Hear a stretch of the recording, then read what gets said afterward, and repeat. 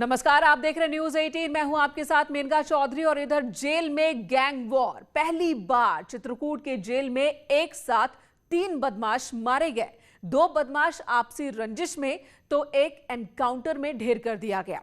आखिर क्या है इस गैंग वॉर की कहानी और कौन है अंशु दीक्षित, जिसने जेल प्रशासन की नाक के नीचे जेल के अंदर 2 गैंगस्टर को मार डाला? इसका मुख्तार से क्या कनेक्शन है, इस खास प्रोग्राम में हम आपको बताएंगे और जेल के अंदर शूट आउट की इनसाइड स्टोरी दिखाएंगे।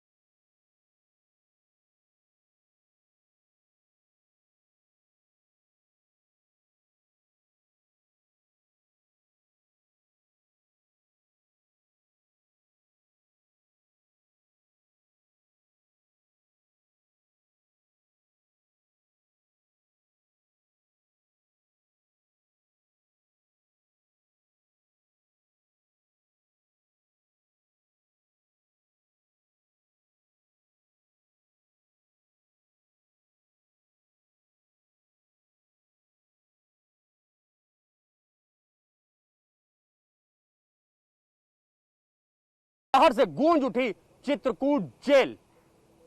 अंशु दीक्षित ने मुकीम उर्फ काला और मेराज की गोली मारकर कर दी हत्या। चित्रकूट जेल में जब अंशु दीक्षित ने मुकीम काला पर हमला किया तो पुलिस के होश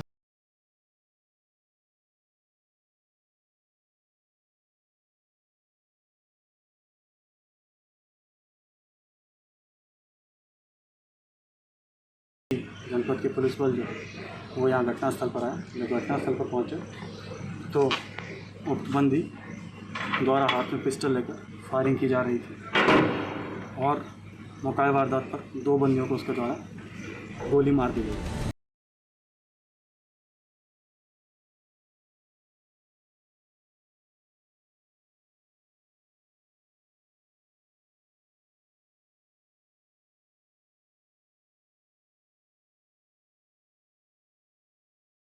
पुलिस वालों पर फायरिंग झोंक दी।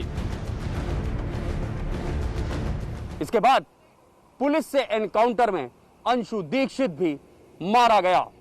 पुलिस पार्टी द्वारा उक्त अभियुक्त पर फायरिंग की गई, जिससे उसको गोली लग गई। पुलिस ने जब कैदियों के पास जाकर शवों की शिनाख्त की तो 2 अपराधियों के चेहरे सामने आए। एक ने पश्चिमी यूपी में आतंक मचा रखा था तो दूसरा मुख्तार का करीबी था। उक्त अभियुक्तों में से जो मरे हैं उसमें एक का नाम मुकीम काला, जो कि शामली का रहने वाला था, के रूप में चिन्हित हुआ है, जिसके ऊपर लगभग 65 मुकदमे हैं। दूसरा व्यक्ति जिसका नाम मेराज है, जो कि बनारस का रहने वाला, उसके ऊपर अभी तक 3 मुकदमों की जानकारी हुई है। शेष वाराणसी पुलिस से जानकारी की जा रही है।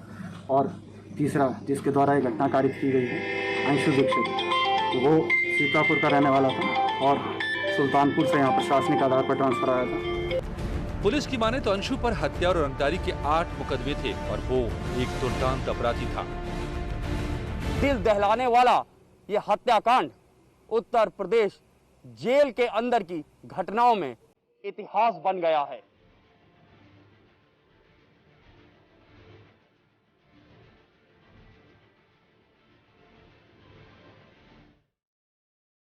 चित्रकूट जेल में एक साथ 3 अपराधी मारे गए। 2 अपराधियों को गैंगस्टर अंशु दीक्षित ने मार डाला और अंशु दीक्षित खुद भी एनकाउंटर में मारा गया।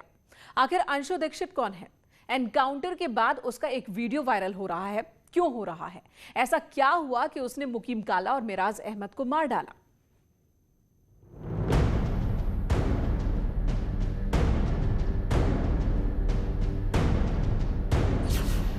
चित्रकूट अपनी सांस्कृतिक विरासत और प्राकृतिक सौंदर्य के लिए देश भर में मशहूर है, लेकिन पहली बार इस धरती पर जेल के अंदर इतना बड़ा गैंग वॉर हुआ है। चित्रकूट की जेल में पहली बार गैंगवार की घटना सामने आई है। जेल में बंद कैदी अंशुल दीक्षित ने हकीम काला और मिराजुद्दीन को गोली मार करके हत्या कर दी है। अंशु दीक्षित ने जेल के अंदर वो कांड कर दिया जिसकी उम्मीद चित्रकूट जेल प्रशासन को भी नहीं थी। अंशु दीक्षित कितना बड़ा अपराधी था, इस वीडियो से समझिए। हाँ सुनो बेटा, पहले तो काम करो, सारा सामान पैसा जो है सब भिजवा दो। 10,000 रुपये कल जो है जेलर को जाके सुबह दे देना आवाज़ पे, ठीक है। उसके बाद में 5,000 रुपये जब सारा सामान लेके आना तो अभी गेट पे जो है उसको डिप्टी को फ़ोन कर लेना। फ़ोन करने के बाद उसको 5,000 रुपये दे देना। ये वीडियो रायबरेली जेल का है। जेल के अंदर से अंशु दीक्षित फोन पर धमकी दे रहा था, किसी से जेलर और डिप्टी जेलर को पैसे देने की बात कह रहा था। इतना ही नहीं, जेल के अंदर बैठकर शराब का भी ऑर्डर दे रहा था।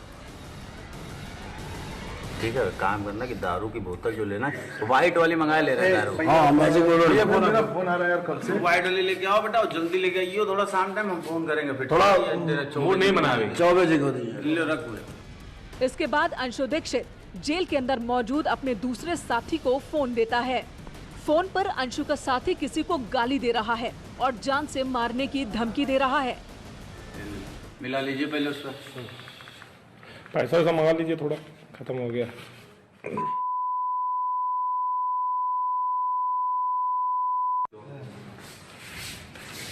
हाँ हेलो, हाँ गुप्ता बोल रहे हो ना? समझे ना, यहाँ खुलेआम हम लोग घूमते हैं। जिस दिन बुलाएंगे इसी जेल में सही है। भिजवा के लौंडे बाहर, और सब ठीक है। अब फोटो भिजवा देंगे उसकी। अंशु दीक्षित जेल के अंदर से अपना गिरोह चला रहा था, जेल से ही रंगदारी मांग रहा था। रायबरेली जेल की तरह ही चित्रकूट में भी अपनी गुंडई चलाना चाहता था, लेकिन गैंग वॉर के बाद एनकाउंटर में मारा गया। सीतापुर के रहने वाले अंशु दीक्षित पर लखनऊ, रायबरेली, सीतापुर और आसपास के जिलों में 10 मुकदमे दर्ज थे। दिसंबर 2019 में सुल्तानपुर जेल से चित्रकूट जेल ट्रांसफर हुआ था अंशु दीक्षित। बताया जा रहा है कि अंशु दीक्षित पहले मुख्तार अंसारी का खास शार्प शूटर था। 27 अक्टूबर 2013 को अंशु दीक्षित ने एसटीएफ की टीम पर भी हमला किया था। साल 2014 में अंशु दीक्षित को गिरफ्तार किया गया। पहले रायबरेली जेल में रखा गया और फिर सुल्तानपुर, उसके बाद चित्रकूट के हाईटेक जेल में ट्रांसफर कर दिया गया। 2019 से चित्रकूट जेल में ही था, लेकिन ऐसा क्या हुआ कि उसने अपने ही गैंग के 2 गैंगस्टर को गोली मार दी।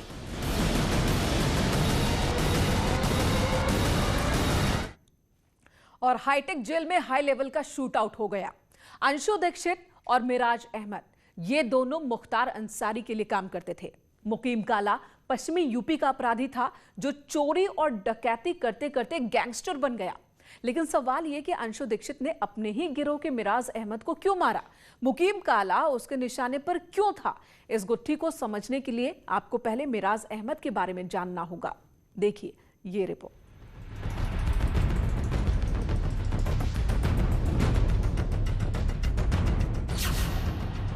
मुख्तार का करीबी मिराज अहमद। वाराणसी का रहने वाला मिराज अहमद, इसके बारे में कहा जाता है कि पहले मिराज मुन्ना बजरंगी के लिए काम करता था, फिर मुख्तार अंसारी के गैंग में शामिल हो गया। पूर्वांचल में मिराज को लोग भाई मिराज के नाम से जानते हैं, लेकिन साल 2020 यानी कि बीते साल ही मिराज का नाम सुर्खियों में आया। बताया जाता है कि मिराज खुद को मुख्तार की तरह भाई कहलाना पसंद करता था, क्योंकि एक तरह से वो मुख्तार का दाहिना हाथ था। आरोप है कि मिराज अहमद वाराणसी में मुख्तार का मछली कारोबार, अवैध वसूली, प्लॉटिंग, जमीन कब्जा और अवैध हथियार मुहैया कराने का काम करता था। लेकिन जैसे जैसे मुख्तार का साम्राज्य गिरता गया, मिराज पर भी पुलिस का शिकंजा कसता गया। उत्तर प्रदेश में जैसे ही योगी सरकार बनी, वैसे ही मुख्तार अंसारी सुरक्षा एजेंसियों और पुलिस के रडार पे आया और मुख्तार के सबसे करीबी मिराज को भी सुरक्षा एजेंसियों ने रडार पर लिया। पुलिस ने तमाम सारे पुराने मुकदमों की फाइलें खंगाली तो पता चला कि खुद मिराज ने फर्जी दस्तावेज लगा के बंदूक का लाइसेंस लिया था, पिस्टल के लाइसेंस लिए थे। पुलिस ने मेराज की हिस्ट्री खंगालकर पहले उसके अवैध धंधे को बंद कराया, बंदूकों के लाइसेंस रद्द किए और फिर उसकी गिरफ्तारी में जुट गए। साल 2020 में ही उस पर करीब 6 से 7 न केवल मुकदमे दर्ज हुए, बल्कि अशोक विहार कॉलोनी वाराणसी में जो उसका घर था उसको भी बिना नक्शे के बना हुआ पाया जाने पर उसको भी पुलिस ने प्रशासन की मौजूदगी में उसका एक हिस्सा गिरा दिया। कहते हैं उनके ऊपर आरोप लगाया गया कि इन्होंने थाने से फर्जी मोहर बनाया, जैतपुरा थाने से जो इंस्पेक्टर शशि भूषण राय जी हैं, उन्होंने बताया कि इन्होंने फर्जी मोहर मारा था। उनकी वजह से इनके ऊपर तमाम मुकदमे डाले गए, 419, 420, 467, 468 ऐसे मुकदमे डाले गए और उसी को देखते हुए उन्होंने हम लोग का पूरा घर वर तोड़ दिया। मेराज कई महीनों तक पुलिस की आंखों में धूल झोंकता रहा, लेकिन जब उसकी संपत्तियों पर कार्रवाई हुई तो दबाव में आकर उसने सरेंडर कर दिया। उसे पता था कि अगर सरेंडर नहीं करेगा तो अंजाम बुरा होगा। जब मेराज की तलाश की जा रही थी फर्जी शस्त्र लाइसेंस के मुकदमे में, तब मेराज ने जैतपुरा थाने में आत्मसमर्पण किया। उसके बाद वो यहाँ की जिला जेल में निरुद्ध था और पिछले महीने 27 मार्च को ही उसको चित्रकूट जेल में ट्रांसफर किया गया और अब उसकी वहाँ गैंगवार में हत्या कर दी गई। लेकिन सवाल यह है कि अंशु दीक्षित ने मेराज को क्यों मारा? इसके पीछे कहानी बताई जाती है कि अंशु दीक्षित मुख्तार के लिए काम करता था और मेराज भी, मगर दोनों एक दूसरे को पसंद नहीं करते थे। कई बार दोनों के बीच कहासुनी भी हुई। आशंका जताई जा रही है कि खुन्नस की वजह से अंशु ने मेराज अहमद को मार डाला। परिवार वाले इस हत्याकांड पर सवाल उठा रहे हैं। सर वो हर केस से बाइज्जत बरी हैं, वो हर केस से सर, कोई भी केस ऐसा नहीं है जो उन पे वैलिड हुआ, जो उन पे सजा हुई हो सर। हर समय सर जोड़ा जाता है कि वो मुख्तार अंसारी के गुर्गे, मुख्तार अंसारी के गुर्गे। सर कभी आप लोग भी यहाँ बनारस में रहते हैं, कभी आप देखिए कि मुख्तार अंसारी के घर के कोई लोग यहाँ आए हुए हैं। मुख्तार के खौफ से कोई खुलकर मेराज और मुख्तार के रिश्तों की चर्चा नहीं करते, लेकिन पुलिस का दावा है कि दोनों एक दूसरे के लिए काम करते थे और काशी के पुलिस थानों में उनके अपराधों से कई पन्ने भरे पड़े हैं। मेराज मुख्तार अंसारी का न केवल करीबी था, बल्कि बताया जाता है कि मुख्तार अंसारी की जितनी भी आर्थिक गतिविधियां थीं उसका एक बड़ा केंद्र बिंदु भाई मेराज ही था। कैमरा पर्सन पंकज सिन्हा के साथ उपेंद्र द्विवेदी, न्यूज़ 18 वाराणसी। एक ब्रेक के लिए रुकेंगे, तुरंत लौटते हैं।